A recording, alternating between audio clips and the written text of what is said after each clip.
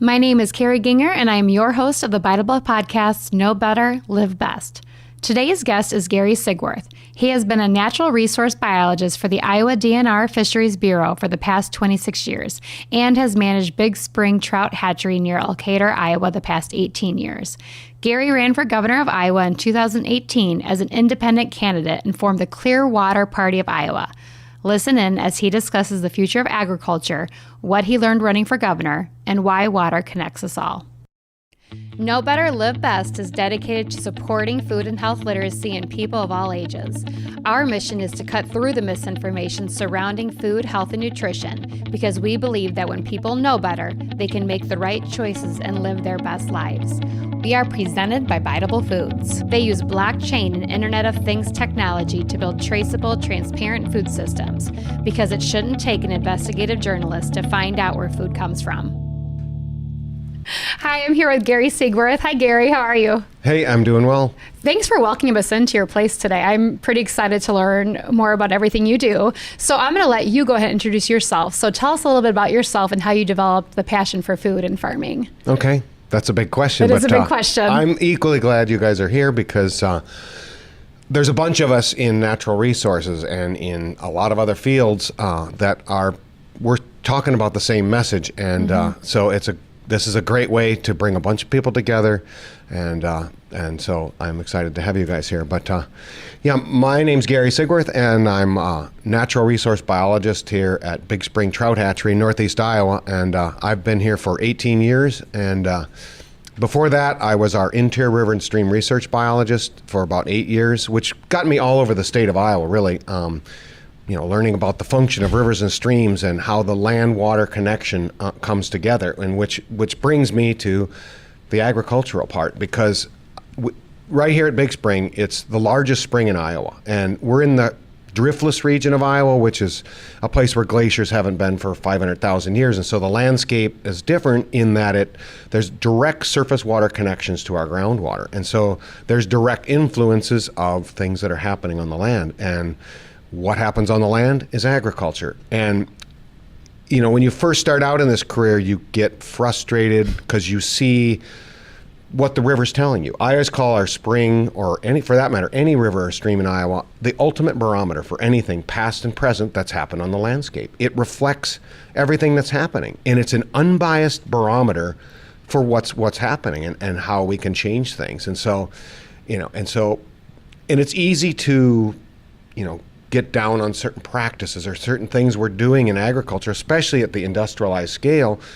You better have some alternative to what would replace that, because you don't want to.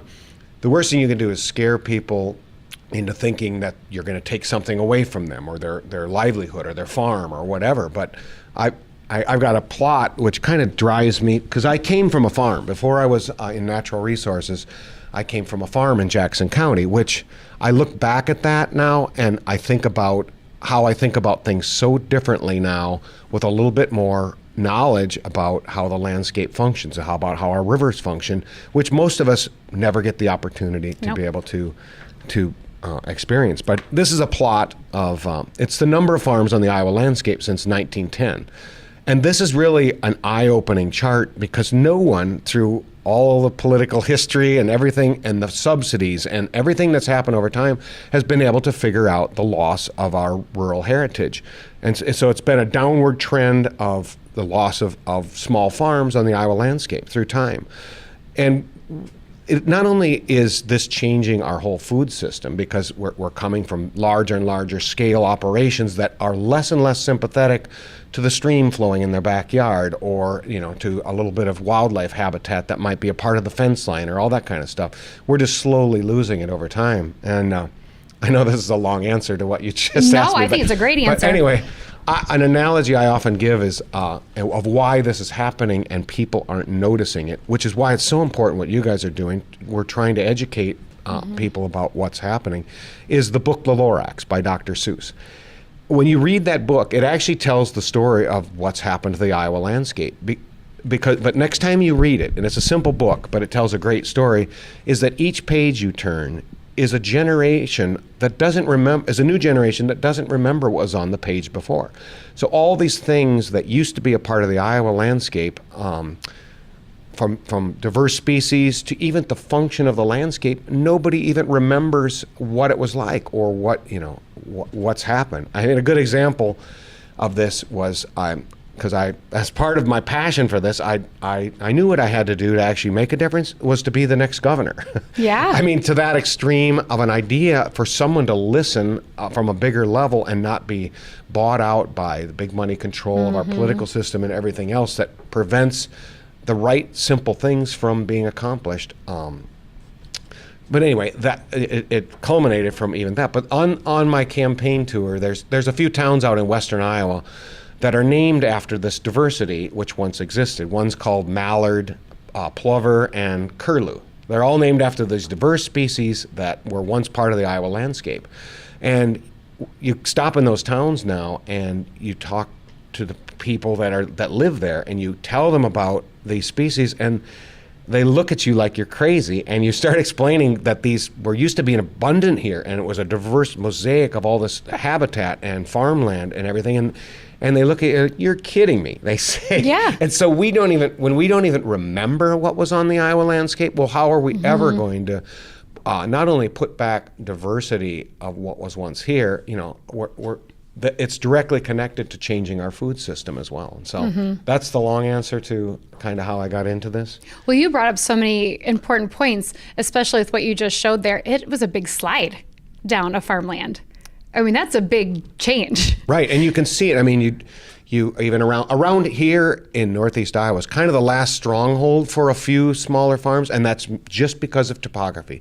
If this was flat land, just like in Western Iowa, we'd be down to one farm per square mile. And so it's the diversity of the land, the ruggedness of this landscape that is why we still have some habitat. It's why we still have some small farms, but it's also prolonged it enough for the younger generation now. The things we have popping up around here is diverse agriculture, which is the long-term solution to rural economics, to loss of population in our small communities, in our schools, to water quality, to all these things. It all comes back to the same thing, what we're doing on the land and how we're doing it. And so what we have going on around Northeast Iowa here, I was trying to share as part of my campaign some of the examples of what's happening with some of these smaller operations that people are doing. And you're trying to bring transparency into the food system by people being able to trace where their food comes from. Because unfortunately, you talk to most people. They did a survey recently. I can't remember what percent. It was an astronomical percent that thought, where does your food come from? Walmart. I mean, come on. we got, when that's happening, we're in trouble. But it also allows the bigger corporate interests to just go on like nothing's even happening, because people not only don't know where their food's coming from, they don't know any of the impacts of it. And so, I hope over time through your programs we can share some of these things that some of these local producers here in Clayton County are doing, because it's exciting, and it's what's going to bring young people back to the land, back to our rural communities, and it's going to bring diversity back to the land and all these kinds of things. And so, yeah, and we laugh about that, but it's a sad laugh. It's like, really? You think your food just comes from a grocery store. We're not aware, and it's the knowledge. And that's the point of this podcast, is getting that knowledge out there, because we do need to go after the young people, because they're going to be the change. And if they understand what's going on in our environment, hopefully, like what you're doing, it's solution focused. So what can we do going forward? Here's where we are. What can we do to change this for the better? And so that's really interesting. I love your reasoning for running for governor of Iowa, which, recently in 2018.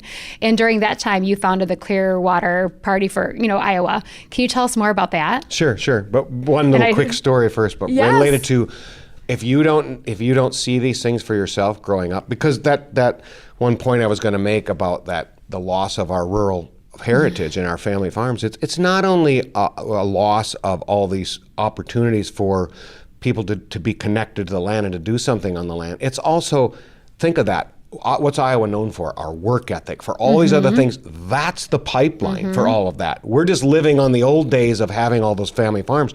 That's where our work ethic came from. That's where our raising families that are that are self-sustaining and learn all these simple things of their connection to the land. There it is. That's the pipeline, and we're losing that. So it's more than. It's so many things. If you started listing all the things that we're losing, it's not just a barn that's getting knocked over when we're losing it for landscape. It's all kinds of things. And so it's much bigger than that. And I think some farmers are questioned, why didn't you sell it a long time ago? You were offered so much money. It's not about the money. Exactly. And that's why they're holding on to their farms. And you brought up a good point with the family farmers. It's also about sustaining them. It goes back to that work ethic. My husband grew up on a farm. My father-in-law still farms, and my husband is the best worker I know. He will get anything done around the house. He doesn't really know what rust's about. I love it. Like, the work ethic's a really big deal. Oh, absolutely. Yep. And those are those little intangible things that we don't really think about, but they're huge. Really huge. Extremely huge. And so now to the Clearwater Party. Yeah, I'm really interested to hear about this. I came up with that because what drives me to the land is the water. Okay, it's that land water connection, and so that's what got me. And I grew up on a farm, and so I understood it from that aspect. But then coming from it, seeing those connections, to water quality, to flooding, to all these other things, it made me realize it's that agricultural aspect of what we're doing that needs to change, and you can't just put something down without having a solution. And so, and I look at our political system and how it operates, and the divisiveness, and just like that, it's really not a very good model for getting the best results or portraying the best ideas to come forward or turning good ideas into great ideas. And so I thought, and you talk to most people, they're tired of the divisiveness. They're the whole process is ridiculous. And even how they come about making decisions, behind closed doors, one side against the other. We don't even make those kind of decisions on where to stock fish and things like that. Right. And so I thought about what is something you could put out there that would be a connective thing, and it's water. Water connects us all. And so I thought that would be a good theme to really bring people together rather than the divisiveness, to start to put that out there. And so not only though, and then you get thinking about Clearwater. Clearwater represents something on the landscape working properly, because again, it goes back to that barometer, and it's when you can explain that to people, they start to get it. And then the other thing, Clearwater would represent transparency in what you're doing, just like what you're trying to do with the food system. Transparency along the way. If you can make it transparent, you get rid of quickly all those things of greed and a lot of those other things, because you're completely exposing what's happening out there, even how the food is produced, how it gets there, all those kinds of things. And so it's very similar to what you're trying to do with the food system. Well, and I think the water, it's another piece of the puzzle on my journey through this, and I didn't know I'd be here. It's funny how, where life brings you and your connections. And I'm very lucky to have met the people I've met through this podcast that are solution focused. In our talk before the podcast began, you even mentioned that you can't just say this is what you're doing wrong. You have to have a plan to then say, here's what we can do. And that's what I appreciate so far about your passion and what you've said. It's what can we do in the future instead of just griping on what's going wrong. I mean, yes, it's frustrating and that still happens, but what are you going to do going forward? And this water is another piece of the puzzle that I was not as aware of. It almost sounds embarrassing to say out loud, but it does all connect. So do you want to talk a little bit more about how, because on your website, you see that right away, water connects us all. So do you want to add a little more about why water is so important? Sure. You just went into that a lot. Yep. But number one, it's probably not only the most valuable commodity on the planet, it may very well be the most valuable commodity in the universe. Water. It makes up everything. Yep. Everything biological has to have water. And you think about even like making ethanol, for example. Okay, well, hey, let's waste 4 gallons of the most precious commodity in the universe for a gallon of this ethanol that we burn up. It doesn't make any sense. And we're pumping millions and millions of gallons out of these aquifers that we don't have any idea about. for producing ethanol, for producing livestock like we do. It takes less water to produce fish than it does to produce cattle. And, that sounds crazy, but, it just, we don't think about some of those kinds of things. But that's just the tip of the iceberg. Because when people tout, we need more funding for water quality or this kind of thing. Okay, what is water quality? It's more than just you turn on the tap and what the water looks like in your glass of water. But that's about the level. We don't go much further beyond that. But to me, water quality means a lot more than that. And this is where it starts connecting us all. Well, number one, it connects us all because we all need it. I mean, number one. But it also connects us all in. And here's what I got when I really got thinking more about water and the land, the factors of the landscape, was here at the hatchery we're at. In 2008, we had a record flood that was 3 or 4 feet above any previous flood that has ever happened here. And so it's the movement of the water and the changes that have happened on the landscape from agriculture. I mean, I say agriculture, I'm not pointing a finger, it's just a simple fact, because I would say these things on my website and people would just lash back and say, well, what about cities and stuff like that? Well, yes, they cause it too, but when you look at the Iowa landscape, less than 5% of the landscape is made up of cities, roads, everything else of impervious structures. It's agriculture. It's farmland. I mean, that's what it. So there's where the solution is at. But when you started looking at the factors of what caused the flood here, there's all kinds of things that have happened over time. We moved the water off the land faster, and that's mostly because of tillage and some things like that. We've totally changed the hydrology through tiling. I mean, even a little wet spot appears that might have a little place where some waterfall might nest or something. You see a tiling machine in there the next year that we're just constantly, getting rid of this water that used to, a lot of it is where those aquifers got their water from. So it doesn't have a chance, number one, to become part of the aquifers anymore. It's just sent off. Our streams and rivers flow 6 times the normal flow rates that they used to have. It's because the water's all disappearing off of it rapidly. And all those factors of moving the water off faster, the soil loss that's happening, that on our floodplains are now 15 feet higher than they would have been if we would go back in a time machine 200 years, because all that soil it accumulates on these floodplains like cake or frosting on a cake. It's higher. So when the water then gets to these places, these towns that have been around for 100 years, they're getting record floods that they've never seen, because once the water gets there, it's automatically 15 feet higher than it would have been back in the day before all this accumulation. And so then the water then is now connecting to flooding, to loss of soil, to all these kinds of things, which connects us even in bigger ways. And I think the typical person isn't even aware of why this flooding is happening. As I'm listening to you speak, you hear about things here and there, but you just think, we just got a lot of rainfall that year. No, right. You don't think about where it comes from. Exactly. And when a news crew shows up, when do they show up? The day of the flood, because they're there in a town that's flooding, but they're missing. They're at the town filming the flood in the town. I'm way up in the watershed. Look at how this water's running off. That's the disaster, but you never see a news crew up there. And so it brings us back to knowledge is power. We're not aware. We're not asking the important questions of how we can fix this. There's people like you that are, which is hopefully going to get the word out to have people, because we care about our environment.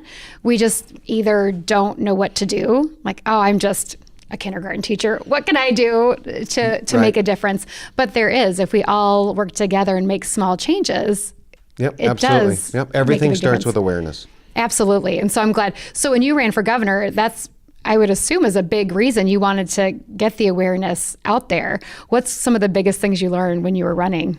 Oh boy, I got quite a list actually, and it's going to be a book, I think, because I want to write it up in a time when we're not so in the moment. I mean, the more money was spent on this last election above the two candidates, that the Democratic candidate and the Republican candidate, than in the history of the race for governor in Iowa. I can't remember, it was like $28 million, something like that.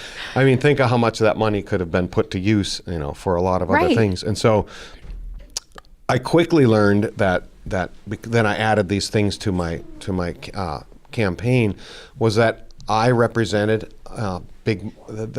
something other than the big money control of our political system. I thought that would, because everyone I talked to personally, they were on board with me. After about 5 minutes of talking to them, I was like, why is nobody else talking about this stuff? And I wasn't in a political party, so I could talk to both sides about, common sense, where you could really have a discussion. And what I found was that, I didn't, most elections are won it's by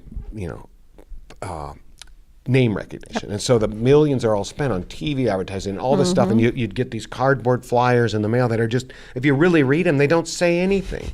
And it was, so it was really eye-opening to me. Sometimes until you're in the water yourself, you don't start to see all the sharks. Yep. And so I just learned why we're in the state we are. Someone like me jumping in with different ideas is, they didn't even mention, even on Iowa Public Radio, they didn't even mention I was a candidate. I mean, that's ridiculous. And so how are we ever going to get, new ideas out there? And even the person that got elected, they got in there by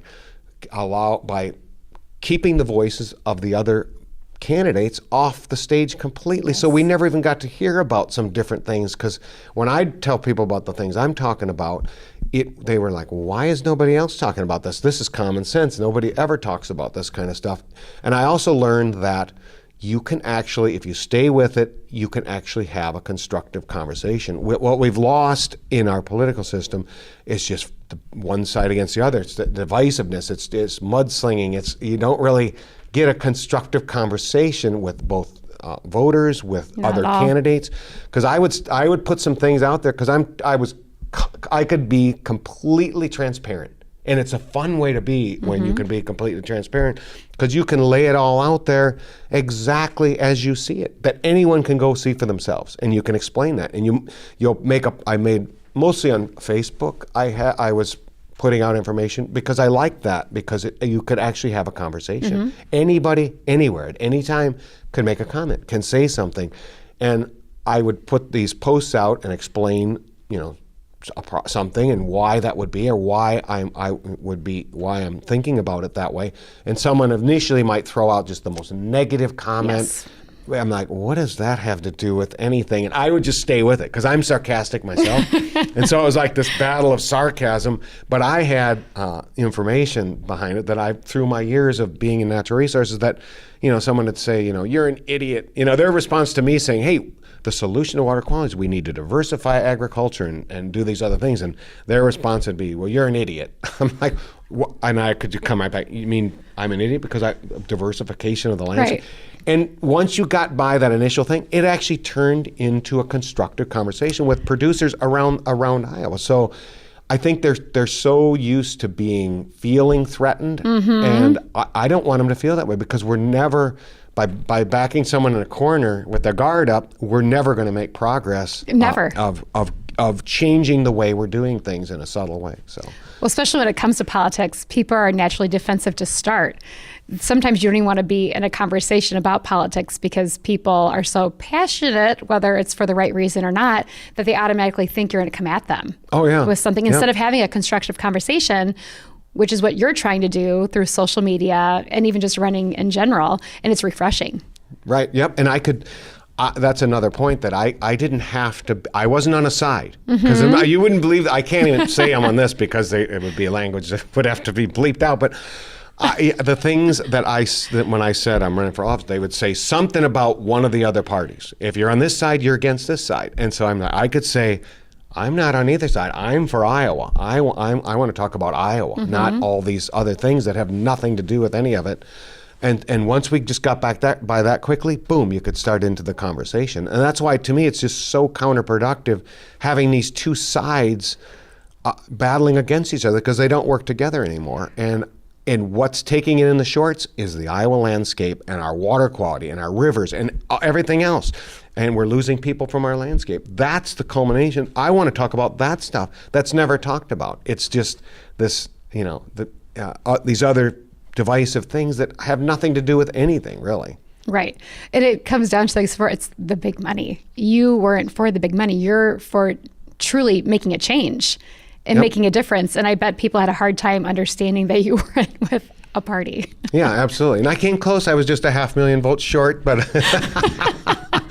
but it was a good start, and it's a good conversation, and it's what I do with it next. And I mean, I wouldn't be sitting here right now talking about, transparency in agriculture with you if I hadn't done what I'd done. So it opened up actually a lot of doors. It put me in places and in situations that down a dead-end road in a county with no stoplights, I probably would have never came across had I not, done this venture. And it's really, and if I didn't follow up and I could just disappear off into the distance and no one would ever know anything I ever stood for. So, but I can't do that. I am persistent, and I want to take what I learned, and I want to write it up in a book for people to. I want them to know exactly the stuff I went through, and it'll give me a chance to reiterate the importance, because none of the other candidates talked about agriculture.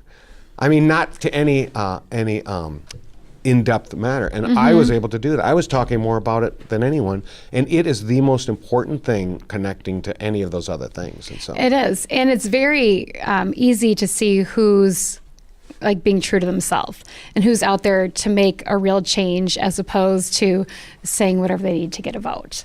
And you said it's a good start. This is a starting point of what's in the future for you and how you're going to help change things. And it is a start. You can't just run. Nope, I'm done. absolutely. I lost, and this is the way it is, because it's something you care about and you're extremely passionate about. And I love the book idea.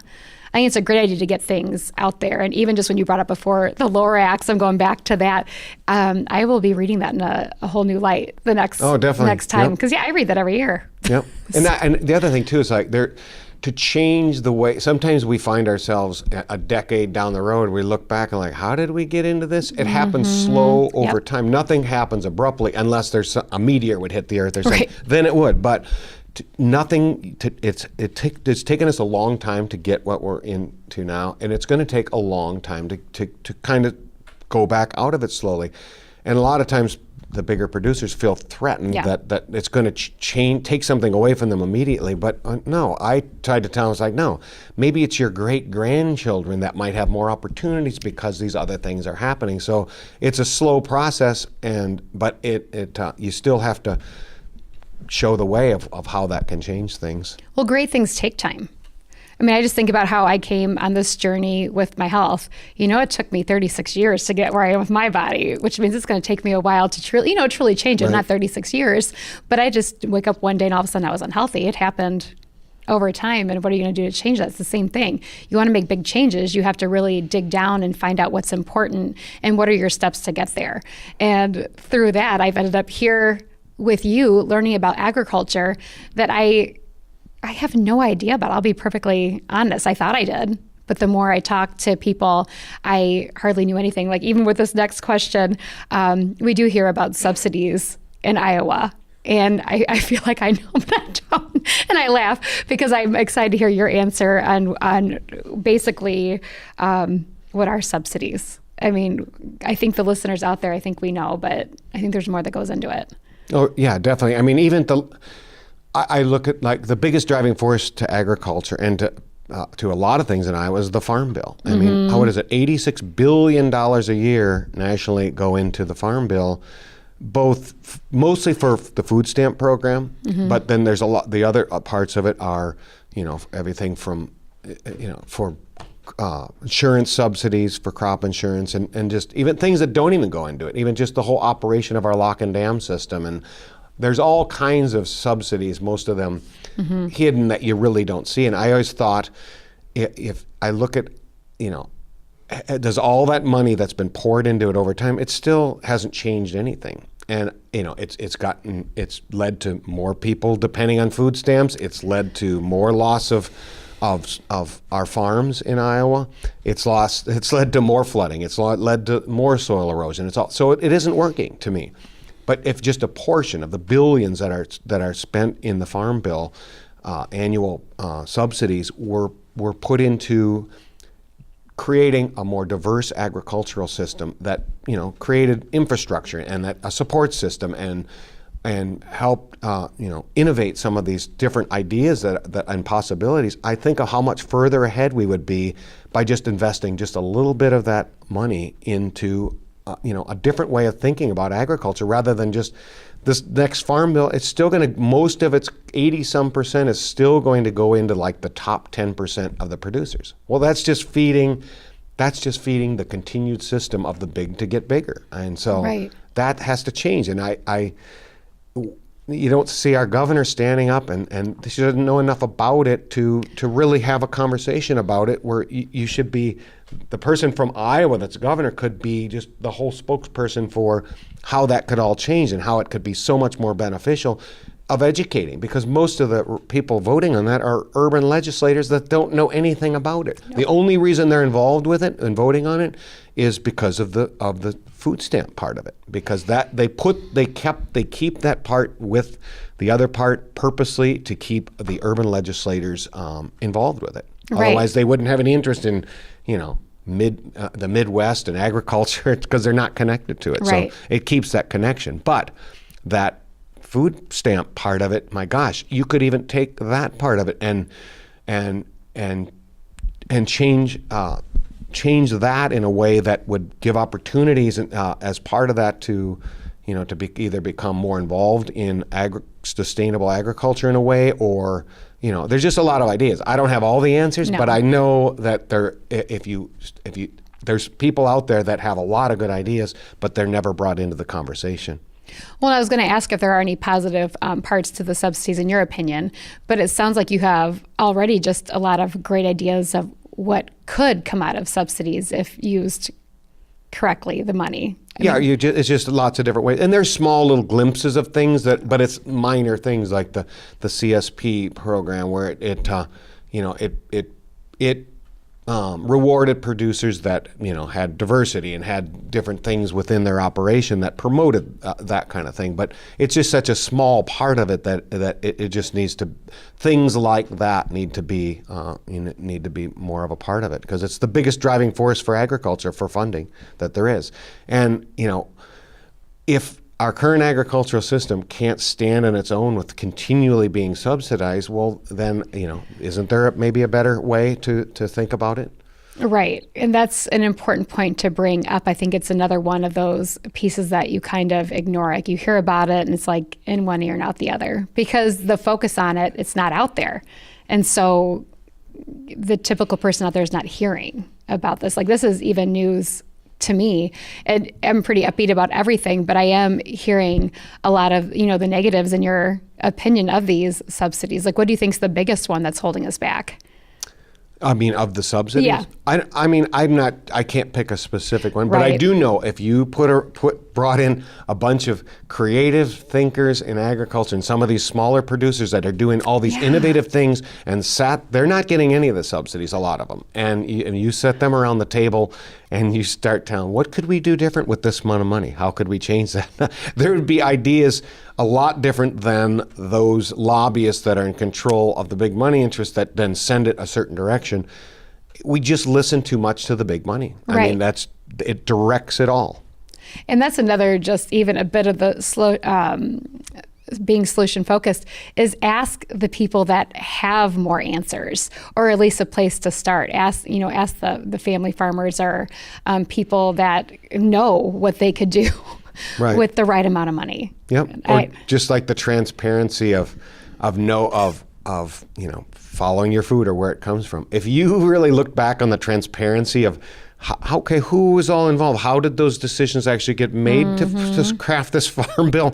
I guarantee there's not going to be a lot of those of the smaller producers and on all that innovative input and that had a place at the table of directing, of a better way to maybe to spend this money.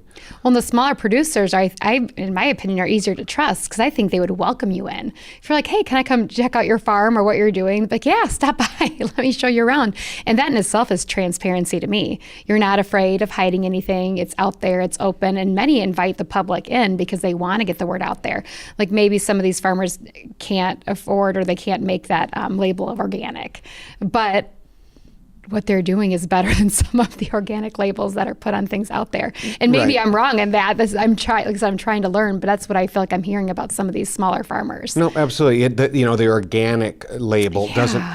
And I understand that argument because it is smoke and mirrors in some cases. But I guarantee you, the smaller local producer that they might not be organic, but if they're locally produced and all that other, they it would be more welcoming than the producer that might not be that would just be somehow a corporate size thing that's somehow labeling it as organic.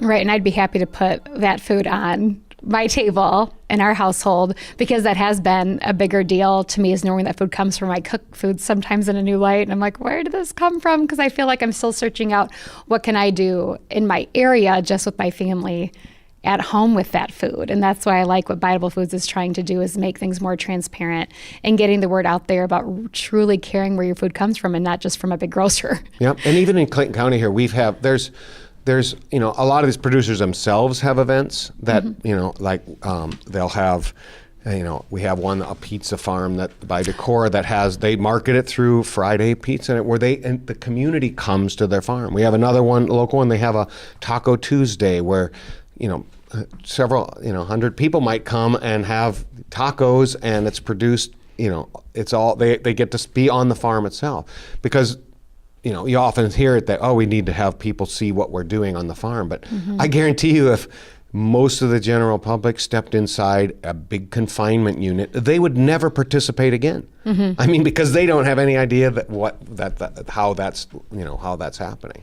It's easier to ignore it and just, everyone lives busy lives. It's hard to take the time to look into it. So it's like, I'm sure it's fine. It's being sold. Let's just buy it and cook it, and I'm sure everything will be great. And that's not the case. So I love, these smaller areas that are bringing community in. It's that community building, supporting, the local farmer, the local businesses, and it's getting that knowledge out there. And you had said this earlier when we were talking, in a more fun and positive way. Yep. Getting people interested to ask those important questions and see where that food's coming from. And I think it kind of starts changing your mind, and that's the whole point. Yep. And so, because what's really more important in the big scheme of things, it's probably community. It's all those kind of things, rather than, right now look across Iowa, and I was able to stop in a lot of these small towns too, as some of the things I did on the campaign. And each of these towns are unique, and they have their own flavor, and it's that's what we're losing. I mean, you saw some of them. It was heartbreaking to see these neat little towns that are just down to nothing now, and those are things that connect back to losing the smaller producers as well. And so, and again, these things all connect. That's why I say it all. Things that are happening on the land connect back to, not only where your food is coming from, but to our rural communities, to the function of the landscape, to loss of habitat, to all these things, to loss of soil. And by diversifying agriculture, it can be things beyond just food. It can be service type things. I mean, down by Maquoketa is a music farm, Codfish Hollow. I mean, so that is part of a diversity of within a community. If young people are ever going to come back to the land, they're not going to move out into some county in the middle of Iowa. There's nothing happening around there. They just aren't. That's why they're all. But if you can create these diverse, not only just food, but all these other things that maybe there's a little local brewery, there's a music farm, there's all these things that the younger generation, at least the ones I know, they're more interested in quality of life than quantity of life. Yeah. And so I think we just need to redefine, what's more important. Well, and hopefully the new normal. I think it takes time, and once you get used to it, it hopefully will become the new normal, and it's not thought of as, something that's out there. And so this kind of leads into that. What do you wish, and maybe even the young people, what do you wish they knew? One thing, like a big takeaway about food and farming, that maybe to start asking those questions to bring awareness. That it's possible even for them to have for there to be opportunities, to return to the land or to a smaller community, or even to, that they could have that possibility can even exist, because nowadays, with technology and internet, you can have a business even. You could come back to a small community. You wouldn't have to be in agriculture, but you would come there because of this diversity, all this kind of fun things that are happening within a community. You might come and start a business there because of those other things. And so I think it would all build upon itself. But it's also that basic connection to the land, I think, it adds a skip to your step. When I tell people about just this, when I was on the campaign, I'd be in Des Moines and I was around the state fairgrounds talking to the people, and it's low-income people that are, they just don't have a lot. A lot of them are rental houses, and they'd come out of those houses when I'd knock on the door to see if I could stick a sign up, and you'd say, it's like, oh, it's neat. You got a mulberry tree in your yard. It's like, really? That's what that is? Or, where'd that granite rock came from? A glacier pushed it here 10,000 years ago. You can just see their eyes light up, and it's real things around us that when you go walking down the street, then you see a granite boulder. You know where it came from. You know what kind of tree that is. It's all those things around us, I think, that are important. That's just part of enjoyment of life, and I think a lot of that would come back if there was opportunities for more people to get on the landscape and just our knowledge about things. I remember when I first, even myself growing up, when I was when I was in the grocery store, until I'd see these bunches of radishes, and I thought that's how they grew. Just until we had a garden, I'm like, oh, they're individual ones. I mean, that sounds dumb, but no, it doesn't. But I mean, it's the simplest things like that I can see how it can happen. I can see why people in a bigger city would think their food came from home, because you'd never ever seen it anywhere else. There would be no reason to. The other part I thought about of natural resources and things like that, or just even the function of the landscape. It's exciting to know where a river comes from and how it functions and all this stuff. But you look at even in college, most degree programs. I was in a fish and wildlife degree program, so I was taking a lot of these courses that were directed at understanding some of this stuff. But most college degree programs, you can get out of college knowing absolutely nothing about the very land you live on, how it functions, anything, the history about it, anything, and having it as a core curriculum in a college, and even agriculture, things like that. We really don't get a very good dose of it other than superficially. Yep. And think if we had a better hands-on experiences of that kind of stuff as a fun kind of a class in college. It might be part of a paddling class or whatever it would be. You would have such a more appreciation and understanding so when you go driving down the road, you see things and you start connecting the dots of some of those things. But it would then lead to that core curriculum to us doing a better job in the lower grades of school, integrating some of those things in, so you would have some knowledge of it prerequisite as a building blocks for it in college. But we don't even have any of those things in college. So there's so many things that need to change that it's just happened over time. But you look back and like, well, what did happen over the last 50 years? It's just we've evolved into these things, and people think we're locked into place, but I would say the only thing constant about a river or life is change, and so we can easily start integrating some of these things, and it isn't going to happen overnight, but I think it's important to have those connections. It is extremely important, and I'm a product of that. Just now finally starting to learn. As a teacher, I'm just listening to you talk. I'm like, the vocabulary that could come from that, just with even small children. As they're getting older, we constantly want them to make connections between books and texts, and with their writing. You learn so much just through agriculture and the water system and everything they could take from that at a young age. Kids pick up quick if you just introduce it to them. I'm thinking about my small boys, how exciting it would be for them to visit places like here, and just building that vocabulary and the connection between the food system and the water and how things grow. And I laughed earlier about the radishes, but it's true. I think a lot of people out there could say they thought things were grown a certain way, or they weren't even sure how they were grown, or if they were grown because they didn't think about it as children. So I think you bring up amazing points on that. And those things had to be followed up in later on too, because I've done a lot of educational things here over time. And at first I thought, if I educate enough fifth graders long enough, by gosh, they'll be the voters someday. But we don't follow up with it through school a lot of times. I mean, I would do this intense stream program with fifth graders each year, and where it would culminate, and we'd be out at the stream actually shocking fish so they could see all these fish at their feet. All these ones behind us here that are all living in the stream, that most of them they've never seen before, but they're right on their feet. But you see those kids again later in high school, and you said, it's like, hey, I remember I hadn't seen you since since that stream program. It's like, what stream program? It's like, not only do they not remember what they learned, they don't even remember there was a stream program, because you go through a reprogramming in, I think it's middle school, that really, we need to follow, those things need to be followed up, not only in school, but in our cultures, in our communities. And, even this goes back to the farm bill, the food stamp part of it, and all those subsidies. Well, the root of the problem is our communities. We've lost this support structure within our communities, because it used to be, your extended family or the community itself or the church or whatever. That was all. That was the safety net. We were losing that. That's the root of the problem. We should be spending money on trying to solve that, not just keep the system going, because it's just more and more. So. It's just that awareness, that education, that thinking about it on a bigger holistic way. Yeah, and that's come up a lot on my journey through this podcast, is that sense of community. It's interesting how that continues to come up even through different questioning. And it just shows how important that is, because that is on the forefront of a lot of, people that want the change.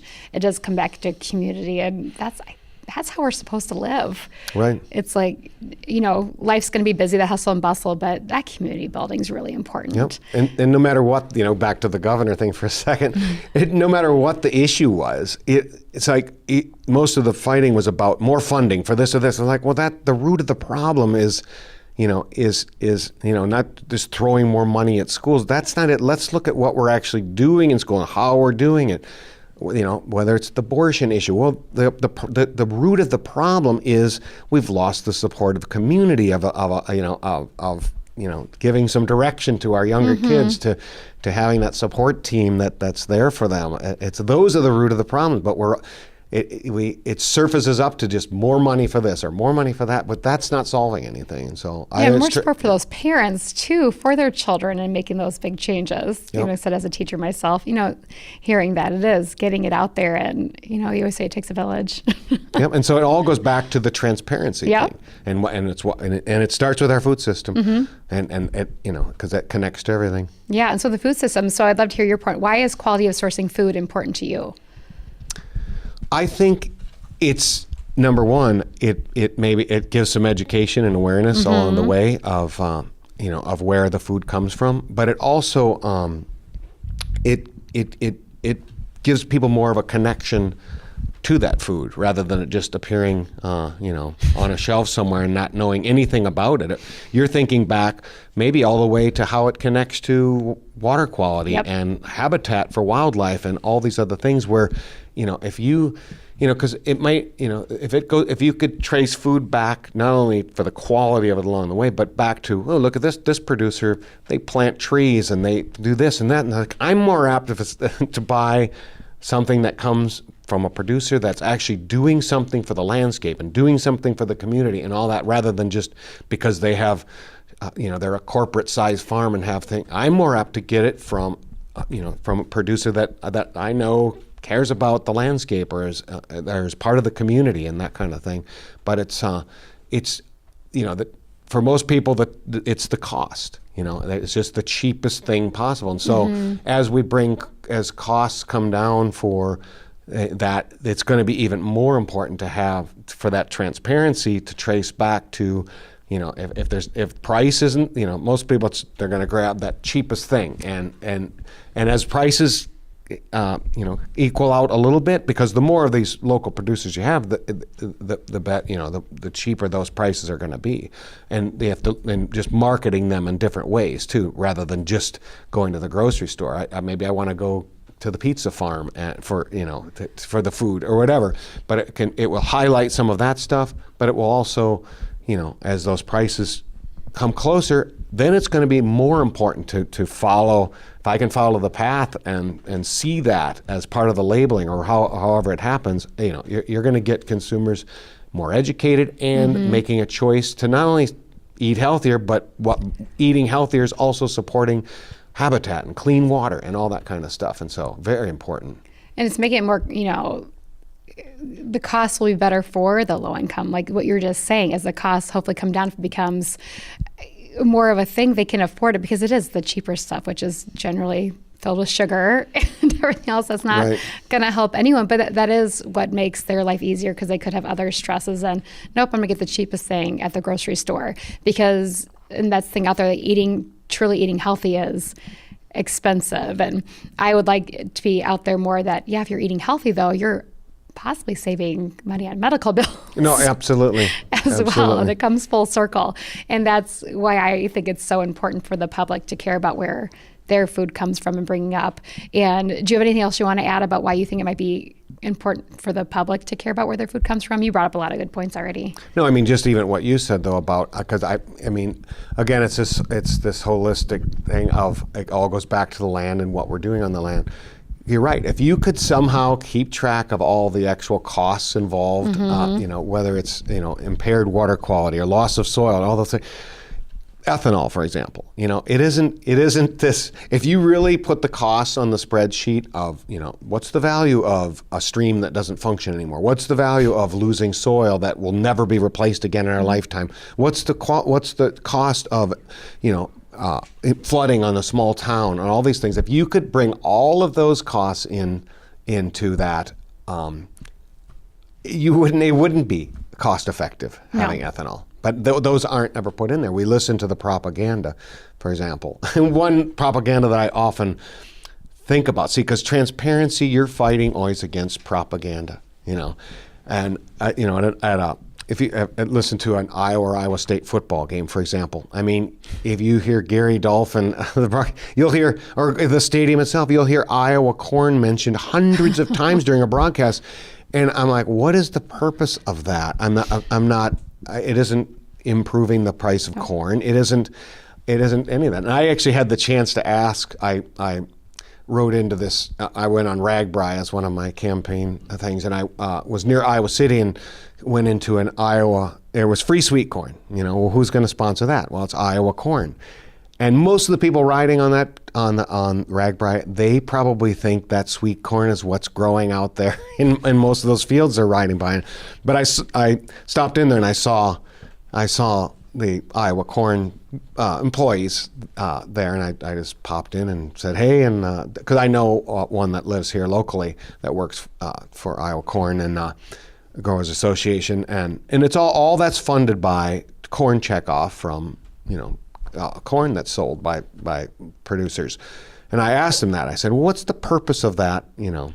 I can't really tell you what they told me because some of it's ridiculous, but it all comes down to, I think, I never got a good answer as long as that. I'm not surprised. But what I think it is, it's so when you drive across Iowa and you look out there, you don't question a thing that's going out there, because they're feeding the world, and it's Iowa corn is the greatest thing ever.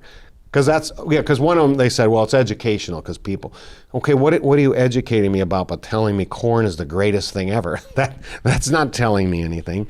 But that's essentially what their commercials do. It's pure propaganda. But you're fighting through multi-millions of dollars that can be spent on propaganda versus what you're trying to do is just create a transparency so people can follow exactly where their food's going through. And so, propaganda is a tough thing to overcome because it's so influential when they have so much money and use all the medias. And it actually is counterproductive because it keeps us from actually doing something better. It just keeps the same old system in place because that system has millions of dollars to spend on propaganda to keep it going and to spend it on lobbyists for the legislature. It's a vicious circle.